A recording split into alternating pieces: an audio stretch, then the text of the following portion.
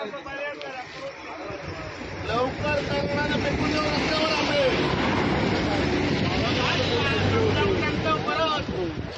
परत या आम्ही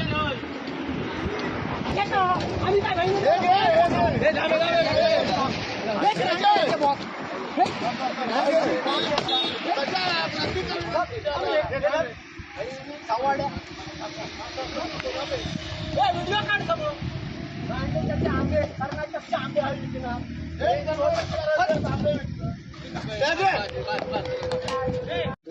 कोसरगाव टोल नाका येते पूर्णतः कर्नाटकची बघा आपूस दाखव आहेत नाव जाऊ आणि यांना आम्ही पूर्णतः स्टॉल जे आहेत ते उद्ध्वस्त केले आहोत शेतकरी म्हणून. हा हे नाव देवगड हापूस म्हणून दिले आहे आणि पूर्णतः हे कर्नाटकची रद्दी आहे आणि त्याने पण मान्य केलं आहे की हा आंबा पूर्णतः कर्नाटकचा आहे आणि आणलाय कर्नाटकवरून. त्यामुळे जे कृषी अधिकारी किंवा इतर लोक सांगतात आमच्या देवगडला येऊन दाणे टाकतात अन्न भेसळवाले वगैरे, त्यापेक्षा तुमच्या जवळ आहेत 2-4 किलोमीटरवरती यांच्यावरती पहिली कारवाई करा.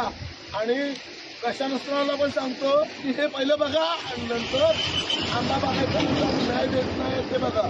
आणि बोल. नमस्कार.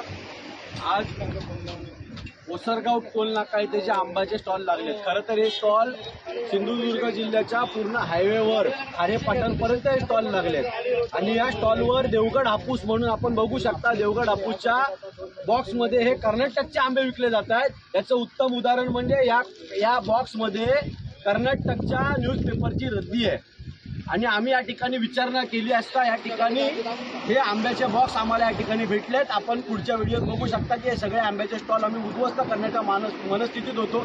एकतर देवगड तालुक्यातला सगळा शेतकरी आंबा बागायतदार हा उद्ध्वस्त झालेला आहे यावर्षी. सिंधुदुर्ग जिल्ह्यातला सगळा शेतकरी, रत्नागिरी जिल्ह्यातला सगळा शेतकरी या आंब्यांमुळे उद्ध्वस्त झाला आहे.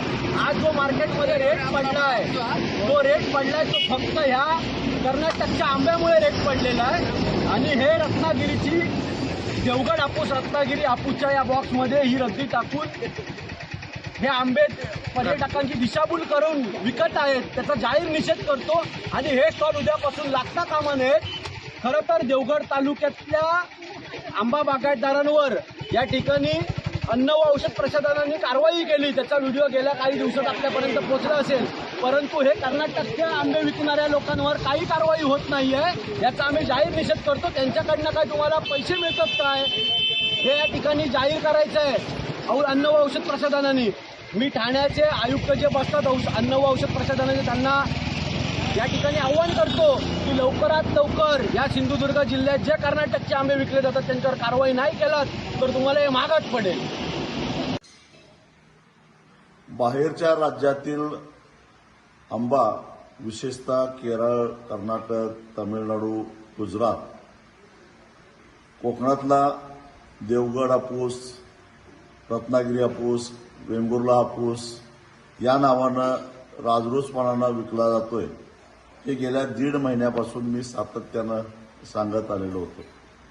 अर्थात पुण्या मुंबईमध्ये हे विकलं जातंय असं मी सांगत होतो, परंतु आंबा बागायतदारांनी चौकसपणानं बघितल्यानंतर माहिती घेतल्यानंतर त्यांच्या असं लक्षात आलं की हे लोण तर कोकणापर्यंत पोचलेलं आहे. मुंबई गोवा राष्ट्रीय महामार्गाच्या बाजूला बाहेरचा आंबा कोकणातला म्हणून लेबल लावून राजरोसपणानं विकला जात होता आणि ते शेतकऱ्यांनी पकडलेलं आहे. म्हणजे एकाच वेळी ग्राहकांची फसवणूक आणि कोकणाच्या आणि विशेषतः देवगड, रत्नागिरी, वेंगुर्ला या ब्रँडच्या नावाचा गैरवापर हे राजरोसपणानं चालू आहे. मुळामध्ये ज्या पद्धतीनं कोकणातला आंबा विकला जातोय तेवढं उत्पादनच झालेलं नाही तर हा आंबा येतोच कुठून, हा प्रश्न आम्ही वारंवार विचारत होतो. आज ते कार्यकर्त्यांनी सिद्ध करून दाखवलं आहे की ही बनवाबनवी आहे. एका बाजूला हे चित्र दिसत असताना दुसऱ्या बाजूला आमच्या कोकणातल्याच शेतकऱ्यांनी, काही महिलांनी बाजारामध्ये स्थानिक आंबा विकायला गेलेला असताना तुमच्याकडे आंबा विक्रीचा परवाना आहे का, तुम्ही त्याची योग्य पद्धतीनं आंबा पिकवला आहे का, अशा प्रकारच्या आक्षेप घेऊन अन्न आणि भेसळ प्रशासनाच्या अधिकाऱ्यांनी स्थानिकांना त्रास द्यायचा उद्योग केला. एकूणच काय, कोकणातल्या लोकांना सुखानं जगूनच द्यायचं नाही असं सरकारनं ठरवलंय का? हे मुजोर अधिकारी असा त्रास देत असताना सरकार काय करतंय? स्थानिक लोकप्रतिनिधी काय करतायत? बाहेरचा आंबा राजरोसपणानं इथं विकले जात असताना माझ्यासारखा माणूस बाहेरचा कोकणाची बाजू मांडतो म्हणून मला नावं ठेवण्यापेक्षा हे तुमच्या बुडाखाली काय जळालंय ते बघा, त्याबद्दल आवाज उठवा, इथं मर्दमुखी दाखवा, एवढंच माझं कोकणातल्या स्थानिक लोकप्रतिनिधींना सांगणं. समर्थ न्यूज चॅनल यूट्यूबवर सबस्क्राईब करा व बेल आयकॉनवर क्लिक करा आणि रहा अपडेट.